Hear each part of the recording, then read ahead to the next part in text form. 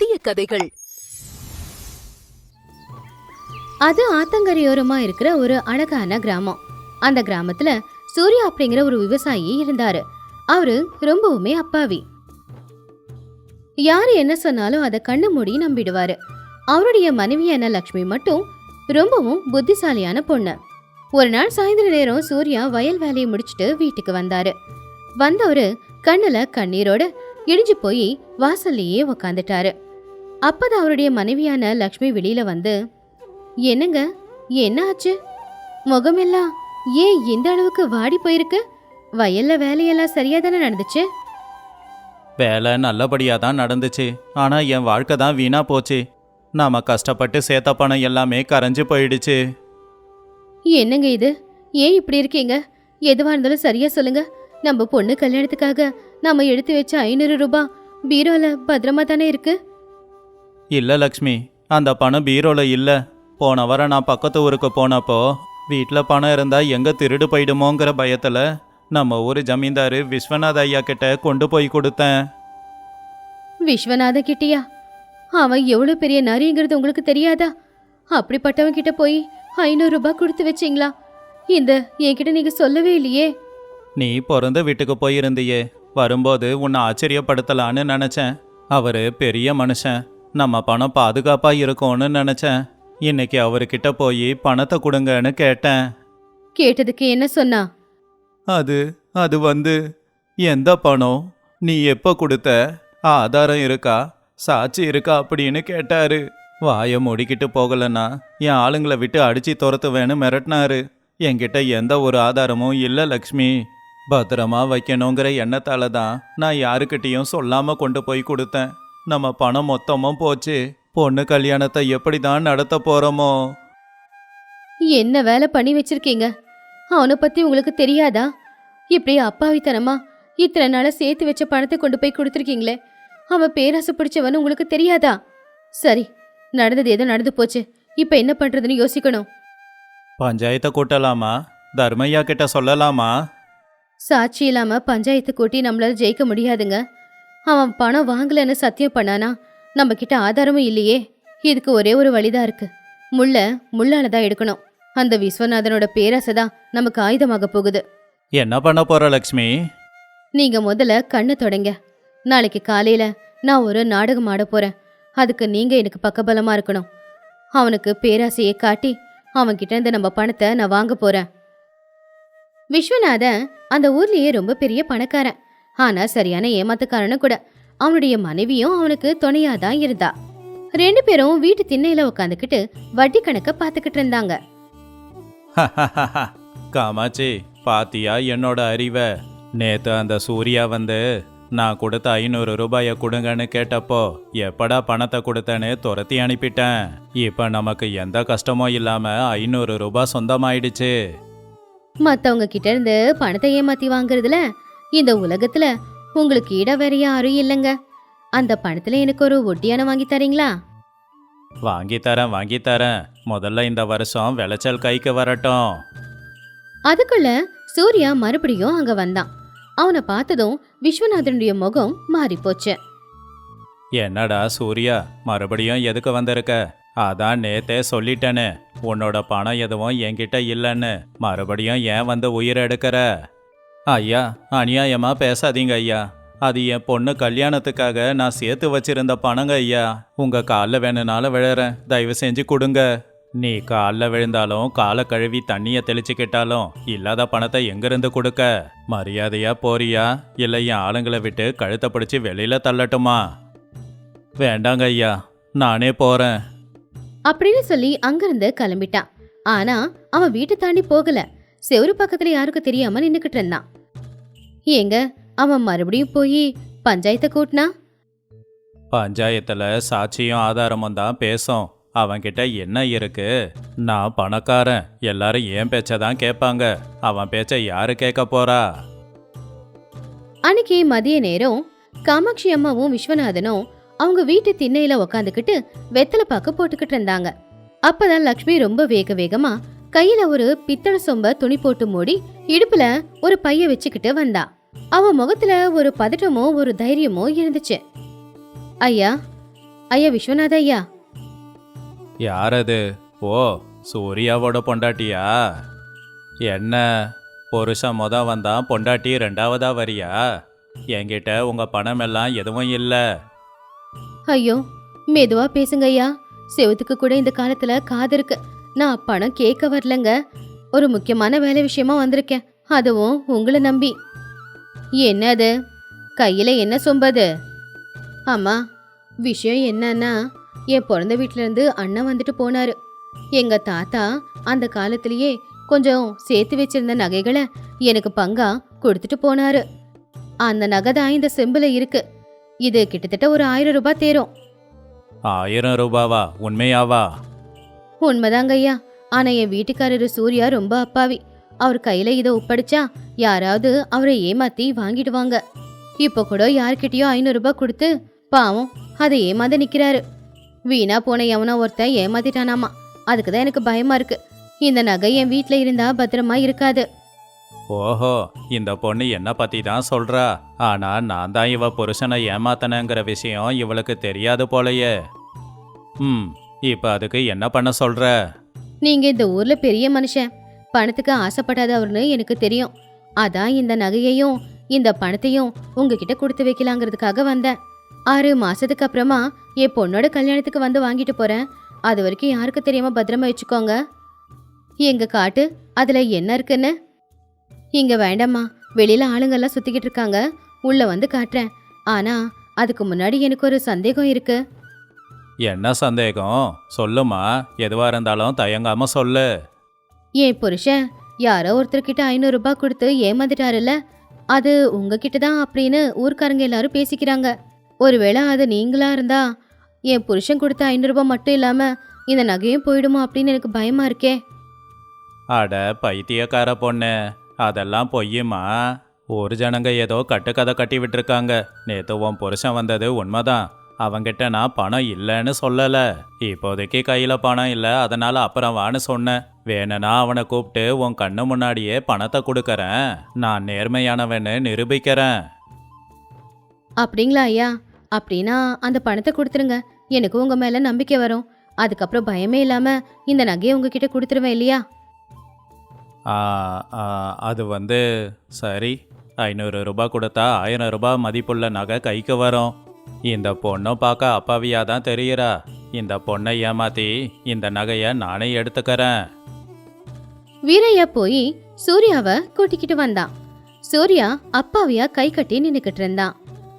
அட என்னடா சூர்யா, நேத்து நீ பணம் கேட்டு வந்தப்போ நாளைக்கு தரேன்னு தானே சொன்னேன். நான் ஏதோ உன்னை ஏமாத்திட்டேன்னு ஒரு முழுக்க சொல்லிக்கிட்டு இருக்கியாமே. சீச்சி, என்னடா இந்த பழக்கம்? அது இல்லைங்க ஐயா, நீங்க தான் பணம் இல்லை போன்னு சொன்னீங்களே. அது நான் உன்கிட்ட சும்மா கிண்டலா சொன்னேன்டா. என்கிட்ட கொடுத்த பணம் எங்க போயிட போகுது? இந்தா 500 ரூபாய் எண்ணி பார்த்துக்கோ. விஸ்வநாதன் உள்ள போய் 500 ரூபாயை எடுத்துட்டு வந்து சூர்யா கையில கொடுத்தான். சூர்யாவால அதை நம்பவே முடியல. ரொம்ப நன்றிங்க ஐயா, உண்மையிலேயே நீங்க ரொம்ப நல்லவரு. அப்பாடா, இப்பதான் எனக்கு நம்பிக்கை வருது. நீங்க உண்மையிலேயே ரொம்ப நேர்மையானவரு. ஊருக்காரங்க பேச்ச கேட்டு உங்களை சந்தேகப்பட்டதுக்கு என்ன மன்னிச்சிடுங்க ஐயா.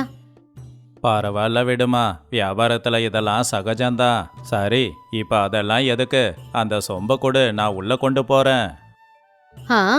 கொடுக்குறேங்க ஐயா. ஆனா அதுக்கு முன்னாடி இந்த சொம்புல என்ன இருக்குன்னு நீங்க பார்க்க வேணாமா? நான் அப்படியே கொடுத்துட்டா நாளைக்கு இதுக்குள்ள கல் இருந்துச்சு, நகை இருக்குல்லன்னு சொல்லிடுவீங்கல்ல. அதனால ஒரு தடவை நான் மூடிய திறந்து காட்டிடுறேன். சரி, காட்டு காட்டு. லக்ஷ்மி அந்த சொம்புக்கு மூடியிருந்த துணியை எடுத்தா. அப்ப அதுல இருந்தது வெறும் சின்ன சின்ன கூழாங்கல்லுங்க மட்டும்தான். அதை பார்த்த விஸ்வநாதன் ரொம்ப கோவமா, அட என்ன இது, இந்த சொம்புல இவ்வளோ கல் இருக்கு? ஆமா உண்மைதான். அந்த செம்பு நிறைய இருந்தது சின்ன சின்ன கூழாங்கல் தான். அதுல நகையும் இல்ல, பணமும் இல்ல. அப்போ காமாட்சி அம்மா கோவமா, என்ன இது, நகை இருக்குன்னு சொன்ன, கல்லுதான் இருக்கு, எங்களை ஏமாத்த பாத்தியா? உங்களை நான் ஏமாத்தலங்க அம்மா, நீங்க தான் எங்க கிட்ட இருக்கிற பணத்தை ஏமாத்தி வாங்கிடலான்னு முடிவு பண்ணீங்க. அப்படின்னா நகை இல்லையா? பிறந்த வீட்டுல இருந்து கொண்டு வந்தேன்னு சொன்னீங்க. அதெல்லாம் நான் போட்ட நாடகம் தாங்க ஐயா. என் புருஷனோட அப்பாவித்தனத்தையும் நல்ல குணத்தையும் பயன்படுத்திக்கிட்டு அவரு உங்களை நம்பி கொடுத்த அந்த 500 ரூபாவை எப்ப கொடுக்க முடியாது அப்படிங்கிற அளவுக்கு நீங்க யோசிச்சீங்களோ அப்போ உங்ககிட்ட இருக்கிறத வாங்குறதுக்காக நாங்க யோசிக்க மாட்டோமா? அப்படி போட்ட நாடகம் தான் இது. ஏண்டி உனக்கு எவ்வளவு திமிரு இருந்தா என் வீட்டுக்கே வந்து என்னையே ஏமாத்த பாக்குறியா? டே வீரா, இவள புடிடா, அந்த பணத்தை வாங்கிக்கோ. அப்பதான் அந்த வீட்டுக்கு பின்னாடி செவுரு ஒட்டி ஊர்க்காரங்களும் ஊரோட தலைவரும் நின்னுக்கிட்டு இருந்தவங்க உள்ள வந்தாங்க. திடீர்னு அவங்க எல்லாரும் வந்ததை பார்த்து விஸ்வநாத ஆச்சரியப்பட்டான். நெல்லு விஸ்வநாதா, இனிமே நீ நாடகமாடாத. சூர்யா உனக்கு பணம் கொடுத்தான்னு உன் வாயால நீயே ஒத்துக்கிட்ட. 1000 ரூபாய் நகைக்கு ஆசைப்பட்டு சூர்யா கொடுத்த 500 ரூபாய கொடுத்த. இப்ப அந்த 500 ரூபாயும் புடுங்க பாக்குற. நாங்க பாத்துக்கிட்டு சும்மா இருக்க மாட்டோம். ஆமாங்க ஐயா, இங்க நடந்தது எல்லாத்தையும் பார்த்துக்கிட்டு தான் இருந்தோம். லக்ஷ்மி முன்னாடியே எங்ககிட்ட விஷயத்த சொல்லி எங்களை கூட்டிக்கிட்டு வந்துட்டாங்க. விஸ்வநாதனுக்கும் காமாட்சி அம்மாவுக்கும் வார்த்தையே வரல. அவங்க பேராசைதான் இப்ப பெருநஷ்டமா போச்சுன்னு அவங்க தெரிஞ்சுக்கிட்டாங்க. 1000 ரூபாவுக்கு ஆசைப்பட்டு கையில இருந்த 500 ரூபாவை இழந்துட்டாங்க. ஆனா உண்மையை சொல்லணும்னா அது சூர்யாவோட பணம். அக்கிரமமா அவன் புடுங்கி வச்சிருந்தது. என்ன மன்னிச்சிடுங்க தர்மையா, ஏதோ தெரியாம தப்பு பண்ணிட்டேன். இனிமே இப்படியெல்லாம் பண்ண மாட்டேன். லக்ஷ்மியோட அறிவு உன்னை காப்பாத்தி இருக்கு சூர்யா. இனிமே சாட்சி இல்லாம யாருக்கும் எதையும் கொடுக்காத. என் மனைவி லக்ஷ்மி உண்மையிலேயே லக்ஷ்மி தேவி தாங்க ஐயா. இன்னைக்கு அவ இல்லைன்னா நான் தெருவுக்கு வந்திருப்பேன். பிரச்சனை வரும்போது பயப்படாம தைரியமா பொறுமையா யோசிச்சு பார்த்தா அந்த பிரச்சனையில இருந்து சீக்கிரமா தப்பிச்சிடலாம். சூர்யாவும் லக்ஷ்மியும் அவங்க பணத்தை எடுத்துக்கிட்டு சந்தோஷமா வீட்டுக்கு போனாங்க. விஸ்வநாதனும் காமாட்சியும் ஊஜனங்க முன்னாடி வெக்கப்பட்டு தலை குனிச்சு நின்னாங்க. ஊஜனங்க எல்லாரும் விஷயத்தை கேள்விப்பட்டு லக்ஷ்மியோட தைரியத்தையும் புத்திசாலித்தனத்தையும் பாராட்டினாங்க.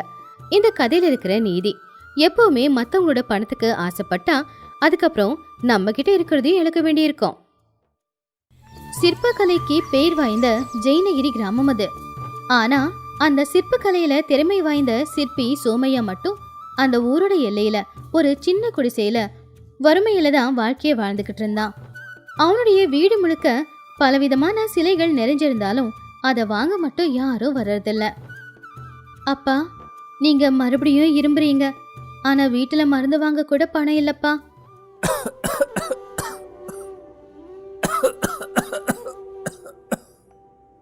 எனக்கு எதுக்கம்மா இந்த மருந்தெல்லாம்? இந்த கல்லுங்க மாதிரி என்னுடைய மனசும் மாறிடுச்சுமா. இந்த கல்லுங்க தாப்பா நமக்கு எதிரிங்க. இதை நீங்க விற்கவும் மாட்டீங்க. தயவு செஞ்சு அந்த வீரையா கிட்டையாவது நீங்க போய். சீச்சி, அவன் பேரை சொல்லாதம்மா. அவன் பேரை சொன்னாலே என் உடம்பெல்லாம் கூசுது. அவரு உங்களுடைய சிஷ்யன் தானப்பா. இப்ப அவரு புகழ் வாய்ந்த சிற்பிப்பா. ஊருக்குள்ள பெரிய வீடு கட்டியிருக்காரு. நாம தான்ப்பா இப்படி இருக்கோம். அவன் என்னுடைய சிஷ்யன் இல்லம்மா, என்கிட்ட இருந்து கலைய திருடினவன். என்கிட்ட இருந்து திறமைய எடுத்துக்கிட்டு அதோட அவனுடைய திமிரையும் கலந்துருக்கான். அவன் சிற்பி இல்ல, வியாபாரி. அவன் சிற்பியோ வியாபாரியோ சந்தோஷமா இருக்கான், ஆனா நாம மட்டும்தான். அப்பதான் தெருவுல தண்டோரா போடுற சத்தம் கேட்டுச்சு. இது மூலமா ஊர் ஜனங்களுக்கு தெரியப்படுத்துறது என்னன்னா, நம்ம ஊர்ல புதுசா கட்டிக்கிட்டு இருக்கிற ராமர் கோவிலுக்கு ராமர் சிலைய செதுக்கணும். அதுக்கு நம்ம ஊர் தலைவர் போட்டி வச்சிருக்காரு. யார் வேணும்னாலும் போட்டியில கலந்துக்கலாம். கிரிஜா சோமையா 2 பேருமே ஆர்வமா வெளியில வந்தாங்க. ஊருக்கு நடுவுல பஞ்சாயத்தும் கூடுச்சு. எல்லாரும் நல்லா கேளுங்க, இது நம்ம ஊரோட கௌரவம் சம்பந்தப்பட்ட விஷயம். எந்த சிற்பி செதுக்கிற சிலை நல்லா இருக்குதோ அந்த சிலையை தான் நம்ம ராமர் கோவில்ல வைக்க போறோம். அது மட்டும் இல்ல, இந்த பந்தயத்துல ஜெயிக்கிற சிற்பிக்கு 10,000 வெள்ளிக்காசும் அதோட ராஜசிற்பி அப்படிங்கிற பட்டமும் கொடுக்கப்படும். அத கேட்ட உடனே அந்த கூட்டத்துல இருக்கிற வீரையா பெருமையா முன்னாடி வந்து நின்னா. ஊருக்காரங்க எல்லாரும் வீரையாவுக்கு தான் அந்த பரிசு போய் சேரும் அப்படின்னு பேசிக்கிட்டு இருந்தாங்க. தலைவர் ஐயா, எதுக்குங்க இந்த போட்டியெல்லாம்? இந்த ஊர்ல என்னை விட திறமை வாய்ந்த சிற்பி யாரு இருக்காங்க? அப்பதான் அந்த கூட்டத்துல ஓரமா நிக்கிற சோமையாவ வீரையா பார்த்தான். ஓஹோ, குருவே, நீங்களும் வந்திருக்கீங்களா? என்னங்க குருவே, நீங்களும் இந்த போட்டியில கலந்துக்க போறீங்களா? ஐயோ, மறந்து போயிட்டேன். பாவம், இப்ப உளிய பிடிக்க கூட எங்க குருவோட கை நடுங்கிக்கிட்டு இருக்காமே. அது கேட்டு ஊஜனங்க சிரிச்சாங்க. சோமையாவுக்கு அது அவமானமா இருந்துச்சு. பாவம், கிரிஜாவோட கண்ணுல இருந்த கண்ணீர் கொட்டுச்சு. நிறுத்துங்க, தயவு செஞ்சு சிரிக்கிறத நிறுத்துங்க. எங்க அப்பா ரொம்பவும் திறமை வாய்ந்தவர். அவரு இந்த போட்டியில ஜெயிக்கத்தான் போறாரு. நீங்க பார்க்கத்தான் போறீங்க. கிரிஜா சொன்னது கேட்டு எல்லாருமே அமைதியாயிட்டாங்க. வீரையாவும் முறைச்சு பார்த்தான். அப்போ சோமையா பொண்ணு சொன்னது கேட்டு ஆச்சரியப்பட்டாரு. என்னங்க சோமையா, நீங்க போட்டியில கலந்துக்க போறீங்களா? அது நான் ஆமா, இந்த போட்டியில எங்க அப்பா கலந்துக்க போறாரு. ரொம்ப சந்தோஷம். பார்க்கலாம், இந்த நடுங்கிற கையை வச்சுக்கிட்டு எப்படி நீங்க சிற்பத்தை செதுக்குறீங்கன்னு. 1 மாசத்துக்குள்ள சிற்பத்தை செதுக்கணும் இல்ல? அப்படின்னு சொல்லி வீரையா திமிர அங்கிருந்து போயிட்டான். அப்போ சோமையா பொண்ணோட கைய பிடிச்சு இழுத்துக்கிட்டு அவளை வீட்டுக்கு கூட்டிக்கிட்டு வந்தான். நீ என்ன பண்ணியிருக்கன்னு தெரியுமா கிரிஜா? ஊர் பஞ்சாயத்துல என் கௌரவத்தை கெடுக்கிறியா? இது உங்க கௌரவம் இல்லப்பா, என்னோட கௌரவம். கை நடுங்கிற சிற்பியோட பொண்ணுன்னு எல்லாரும் எனக்கு கைய நீட்டி சொல்லும்போது எனக்கு அவமானமா இல்லையா? ஆனா உண்மையிலேயே என் கையை நடுங்குதேம்மா. என்னால உளிய சரியா பிடிக்க முடியல. என்னால இப்ப சரியா செதுக்க முடியலையே. நீங்க முயற்சி பண்ணீங்கப்பா. நம்மளுடைய வறுமைய போக்க இது கடைசி வழிப்பா. அந்த 10,000 வெள்ளிக்காசு வந்துச்சுன்னா பணத்துக்காக என்னுடைய கலையை நீ விற்க சொல்றியா? சீச்சி. பணத்துக்காக இல்லப்பா, இது உங்க கௌரவத்துக்காக. அன்னைக்கு ராத்திரி சோமையா பரணையில இருந்த பெட்டிய கீழே இறக்குனாரு. அதுல தூசி பிடிச்சு போயிருக்கிற அவருடைய உளிய வெளியில எடுத்தாரு. உண்மையிலே உளிய பிடிக்கும் போது அவர் கை நடுங்கிட்டு இருந்துச்சு. அடுத்த நாள் காலையில வீரையா அவன் வீட்டு வாசல்ல ஒரு பெரிய பந்தல போட்டு அவனுடைய 10 சிஷ்யர்களுக்குள்ள சேர்ந்து கிரைனட் கல்லுல ஒரு சிலையை செதுக்க ஆரம்பிச்சான். ஊர்க்காரங்க எல்லாருமே அதை ஆச்சரியமா பாத்துக்கிட்டு இருந்தாங்க. அப்பாப்பாப்பா, என்ன சிலை செதுக்குறான்டா. ராமர் உருவம் அப்படியே தெரியுதுல்ல? ஆமாங்க ஐயா, இவனை மாதிரி யாருமே செதுக்க முடியாது. இன்னொரு பக்கம் சோமையா வீட்டுக்குள்ள ஒரு சின்ன பாறையை வச்சு உளிய வச்சு செதுக்க ஆரம்பிச்சாரு. ஆனா அவரால் அதை செதுக்க முடியல. அவருடைய கவனம் அங்க இல்ல. என்னால முடியல. என்னுடைய கலை செத்து போச்சு. எல்லாத்துக்கும் நீதான் கிரிஜா காரணம். அப்பா, அந்த வீரையா என்னை ரொம்ப அவமானப்படுத்திட்டான். அவனுக்கு நான் பதிலடி கொடுக்கணும். நான் நல்லபடியா சிலைய செய்யணும். ஆனா என்னுடைய கை அதுக்கு ஒத்துழைக்க மாட்டேங்குது. கிரிஜா அவங்க அப்பாவை பார்த்து பரிதாபப்பட்டா. அவரு கலைக்காக செதுக்காம பழி வாங்குறதுக்காக செதுக்கணும்னு நினைக்கிறது தான் தப்புன்னு அவளுக்கு தெளிவா தெரிஞ்சுது. அடுத்த நாள் காலையில கிரிஜா வீட்டுக்கு பின்னாடி இருந்த அவங்க அப்பா பழைய வேலை செய்யற அந்த இடத்த சுத்தம் செய்ய போனா. இந்த அறையை சுத்தம் செஞ்சு கூட 10 வருஷம் ஆச்சு. எல்லாம் ஒரே தூசி. அந்த அறையை சுத்தம் செய்ய வந்தப்போ செவரோரமா இருக்கிற ஒரு பழைய மரபீரோவை பார்த்தா கிரிஜா. அது எப்பவுமே திறந்ததே இல்ல. இதுக்குள்ள என்ன இருக்கு அப்படின்னு சொல்லி கிரிஜா மெதுவா அந்த பீரோவை நகர்த்தினப்போ அந்த பீரோக்கு பின்னாடி ஒரு ரகசிய வழி இருந்துச்சு. ரகசிய வழியா? கிரிஜா பயந்துகிட்டே அந்த அறைக்குள்ள போனா. அந்த அறைக்குள்ள சில பொருட்கள் மட்டும்தான் இருந்துச்சு. நடுவுல பழைய பட்டு துணியை போத்தி வச்சிருந்த ஒரு பொருள் இருந்துச்சு. உடனே கிரிஜா அந்த பட்டு துணியை வெளியில எடுத்தா. அங்க இதுவரைக்கும் அவ எங்கேயும் பார்க்காத அளவுக்கு பளபளன்னு ஜொலிச்சுக்கிட்டு இருக்கிற ஒரு கருப்பு நிறத்துல இருக்கிற கல்லு இருந்துச்சு. என்ன இது? இது எப்படி இங்க வந்துச்சு? அப்போ அந்த கல்லுக்கு பக்கத்துல வேலை செய்யற நிறைய பொருட்களும் இருந்துச்சு. அந்த பெட்டியில இருக்கிற ஆயுதங்கள் எல்லாமே புத்தம் புதுசா இருந்துச்சு. உளியும் கூட ரொம்ப புதுசா இருந்துச்சு. அது கூடவே ஒரு பழைய ஓலையும் இருந்துச்சு. ஏன் புள்ள சோமையாவுக்கு இது நம்ம தாத்தா காலத்துல இருந்து நம்ம கிட்ட இருக்கு. இந்த கருப்பு கல்லு இது சாதாரண கல் இல்ல, தெய்வீக சக்தி இருக்கிற கல்லு. கிரிஜா ரொம்ப ஆர்வமா மேலும் மேலும் படிச்சா. இந்த கல்ல யாராலையும் செதுக்க முடியாது. மனசுக்குள்ள எந்த ஒரு கோபம், ஆசை, பேராசை, பொறாம இது எல்லாம் இல்லாம வெறும் பக்தியோட செதுக்குறாங்களோ அவங்களால மட்டும்தான் இந்த கல்லை சிலையா மாத்த முடியும்.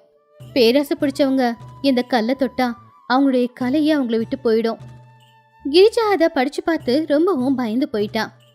ஐயோ, அப்பா இப்போ வீரைய மேல கோவத்துல துடிச்சுக்கிட்டு இருக்காரு, பழி வாங்க துடிக்கிறாரு. இப்ப அப்பா கிட்ட இந்த விஷயத்த சொன்னா அவரு உடனே இந்த கல்லை செதுக்க வந்துருவாரு. அப்புறம் அவருடைய கலை அழிஞ்சு போயிடும். கிரிஜா மறுபடியும் அந்த ஆயுதங்களையும் கல்லையும் துணியை போட்டு மூடி மறுபடியும் அந்த அறைய மறைச்சிட்டா. அந்த நேரத்துல வீரையா செதுக்கிக்கிட்டு இருக்கிற சிலை திடீர்னு ஒரு விரிசல் விட்டுச்சு. ச்சே, இந்த கல்லுல ஏதோ குறை இருக்கு. என் 10 நாள் கஷ்டம் வீணா போச்சு. ஐயோ குருவே, இப்ப என்ன பண்றது? நாள் நெருங்கிக்கிட்டு இருக்க. எனக்கு ரொம்ப அருமையான ஒரு புது கல்லா தேவைப்படுது. எனக்கு ஞாபகம் இருக்கு. என் குரு சோமையாவோட வீட்டுல அவருடைய தாத்தா காலத்து கருப்பு கல்லு ஒன்று இருக்குன்னு கேள்விப்பட்டிருக்கேன். அந்த கல்லு தான் எனக்கு வேணும். வீரையா அதே திமிரோட சோமையாவோட வீட்டுக்கு போனான். குருவே, இருக்கீங்களா? நீ எதுக்கு இங்க வந்த? என்னை பார்த்து இன்னும் அவமானப்படுத்துறதுக்கா? ஐயோ, இவ்வளோ பெரிய வார்த்தையெல்லாம் எதுக்குங்க ஐயா? எனக்கு உங்க உதவி வேணும். என்னோட உதவியா? ஆமா, உங்ககிட்ட உங்க தாத்தா காலத்து கல்லு ஒன்று இருக்கணுமே, அதான் அந்த கருப்பு கல்லு. அது எனக்கு வேணும். இதை எல்லாத்தையும் ஒளிஞ்சிருந்து கேட்டுக்கிட்டு இருந்த கிரிஜாவுக்கு ஒரு நிமிஷம் இதயமே நின்னு போச்சு. உனக்கு அந்த கல்லை பத்தி எப்படி தெரியும்? நான் உங்க சிஷ்யம் இல்லையா? இது கூடமா தெரிஞ்சுக்காம இருப்பேன். சரி சரி, எப்படியும் உங்களால அந்த கல்லை செதுக்க முடியாது. அந்த கல்லை எனக்கு கொடுங்க. நான் ஜெயிச்சதும் 10,000 வெள்ளிக்காசு வரும்ல, 1000 உங்களுக்கு தரேன். 1000 வெள்ளிக்காசா? எங்க தாத்தாவோட சொத்துக்கு நீ விலை பேசுறியா? ஓஹோ, அப்போ உங்க நடுங்குற கையால நீங்களே அந்த கல்லை செதுக்குங்க. வீரையா அப்படி சொன்னது சோமையாவுக்கு ரொம்ப அவமானமா இருந்துச்சு. நான் செதுக்க வேண்டா, என் கை அப்போ நடுங்காது. ஒழுங்கா இங்கிருந்து போயிடு. சரிங்க குருவே, உங்க விருப்பம். போட்டி அன்னைக்கு சந்திக்கலாம். அந்த கல்லை உடைச்சி போட்டுடாதீங்க. வீரையா அங்கிருந்து போயிட்டான். அப்போ சோமையா கோவமா கிரிஜாவை முறைச்சான்.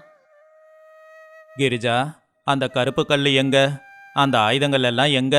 எனக்கு அது இப்பவே வேணும்.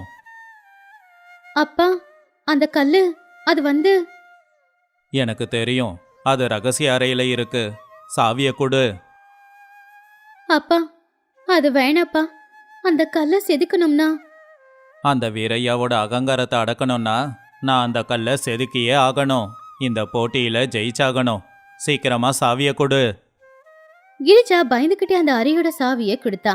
அப்ப சோமையா அந்த அறைக்குள்ள போய் அந்த கருப்பு கல்லையும் அது பக்கத்துல இருக்கிற கூரான ஆயுதங்களையும் எடுத்தான். அதிசயம், இது கல்லு இல்ல, இது தெய்வம்.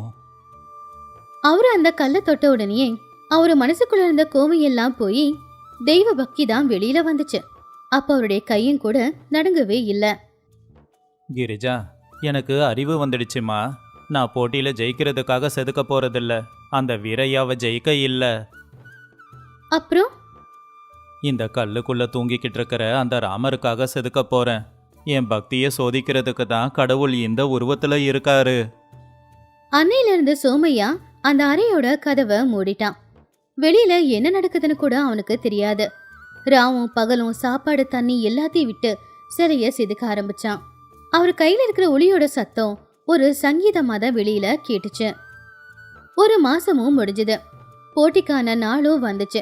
ஊஜனங்க எல்லாரும் ராமர் கோவில தான் நின்னுக்கிட்டு இருந்தாங்க. ஜனங்களே, நேரம் வந்துடுச்சு. முதல்ல நம்ம சிற்பியான வீரையா அவரு செதுக்கின சிலைய கொண்டு வருவாரு. வீரையா அவனுடைய சிஷ்யர்கள் கூட சேர்ந்து துணி போட்டு மூடியிருந்த ஒரு சிலைய கொண்டு வந்தான். நான் 10 நாள் பட்ட கஷ்டம் வீணானாலும் அடுத்த 20 நாள் கஷ்டப்பட்டு இந்த சிலைய செதுக்கி கொண்டு வந்திருக்கேன். வீரையா அந்த துணியை எடுத்தான். எல்லாரும் அதை பார்த்து ஆச்சரியப்பட்டாங்க. அம்பு வில்லோடு நின்னுக்கிட்டு இருக்கிற ராமரோட 10 அடி சிலை அது. அதுல இருக்கிற ஒவ்வொரு நகைகளும் பூ மாலையும் கூட ரொம்ப அழகா செதுக்கி இருந்துச்சு. அருமை அருமை, 10 அடிக்கு சிலை. ஆமா ஆமா, போட்டு இருக்கிற நகையெல்லாம் அப்படியே இருக்கே. அருமை வீரையா, உன்னுடைய திறமைய மறுபடியும் நிரூபிச்சிருக்க. வீரையா அகங்காரத்தோட சிரிச்சான். சரி, இப்ப சிற்பி சோமையா. எல்லாரும் சோமையாவுக்காக காத்திருந்தாங்க. இதுதானா நீங்க செதுக்கின சிலை? என் சிலையில பாதி கூட இல்லையே. சோமையா வீரையா சொன்னத காதுல போட்டுக்கவே இல்ல. அவருடைய முகத்துல ஒரு அமைதியும் திருப்தியும் தெளிவா தெரிஞ்சது. அவரு ஊர்ல எல்லாருக்கும் முன்னாடியும் அந்த சிலைய கொண்டு வந்து வச்சாரு. சோமையா, அந்த துணியை எடுங்க. சோமையா மெதுவா அந்த துணியை எடுத்தாரு. அந்த ஒரு நொடி அங்க இருக்கிற எல்லாருமே அமைதியா அந்த சிலைய பார்த்துக்கிட்டு இருந்தாங்க. அது 2 அடி இருக்கிற ஒரு அழகான ராமர் சிலை. அதுல நகைகளும் இல்ல, அலங்காரமும் இல்ல.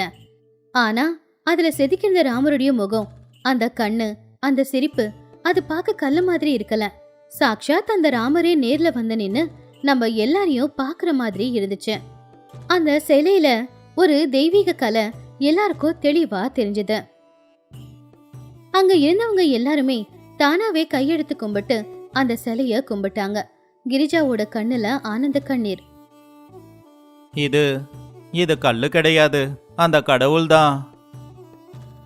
வீரையா ஒரு அடி எடுத்து முன்னாடி வந்து அந்த சிலைக்கு முன்னாடி மண்டி போட்டு உட்கார்ந்தான். குருவே, என்னை மன்னிச்சிடுங்க. நான் போட்டியில தோத்துட்டேன். நான் செதுக்கி இருக்கிறது ஒரு அலங்கார சிலைய மட்டும்தான். ஆனா உங்க சிலையில அந்த கடவுளே தெரியுறாரு. ஆமாங்க சோமையா, எங்களால வார்த்தையால இத சொல்ல முடியல. எனக்கு தெரியும் குருவே, உங்க திறமைய ஜெயிக்க இங்க யாரும் இல்ல. நான் உங்க திறமைய திருடினவன் தான். அதை வச்சுக்கிட்டு திமிரோட சுத்திக்கிட்டு இருந்தேன். இனிமே இப்படி தப்பு பண்ண மாட்டேன். நான் என்னைக்குமே உங்க சிஷ்யன்தான். நீ ரொம்ப நல்ல சிற்பி தான். ஆனா உனக்குள்ள திறமை இருக்குன்றதுக்காக உனக்கு திமிரும் வந்துடுச்சு. இன்னைக்கு அந்த திமிரு உன்னை விட்டு போயிடுச்சுன்னா நிச்சயமா நீ ஒரு நல்ல சிற்பியா இருப்ப. சோமையா, போட்டியில ஜெயிச்சிருக்கீங்க. இந்தாங்க பரிசா கொடுக்கறேன்னு சொன்ன 10,000 வெள்ளிக்காசு. நீங்க இனி ராஜ சிற்பி. சோமையா அந்த பணப்பைய பார்த்தாரு. அதுக்கப்புறமா அவரு செதுக்கிற சிலைய பார்த்தாரு. தலைவர் ஐயா, என்னுடைய பரிசு ஏற்கனவே எனக்கு கிடைச்சிடுச்சு. அப்பா, இந்த பரிசை என் சிஷ்யன் வீரையாவுக்கு கொடுங்க. ஐயோ குருவே, இந்த பணத்தை வச்சு வீரையாவோட பார்வையில சிற்பக்கலையை சொல்லி கொடுக்கற பள்ளிக்கூடத்தை தொடங்குங்க. எங்களுடைய திறமையெல்லாம் மண்ணோட மண்ணா போயிடக்கூடாது. எல்லாருக்குமே இந்த கலை தெரியணும். அப்பா, ஆனா நம்மளுடைய வறுமை அப்படிங்கிறது பணத்துல இருக்காதுமா, நம்மளுடைய மனசுல தான் இருக்கு. இன்னைக்கு என் கலைக்கு உயிர் வந்திருக்கு. என்னுடைய சிஷ்யனுடைய அகங்காரமும் போயிடுச்சு. இதை விட வேற என்னமா வேணும்? வீரையா சோமையாவோட கால்ல விழுந்து அந்த பணத்தை வாங்கிக்கிட்டு அந்த பணத்துல பள்ளிக்கூட கட்டுற வேலைய ஆரம்பிச்சான்.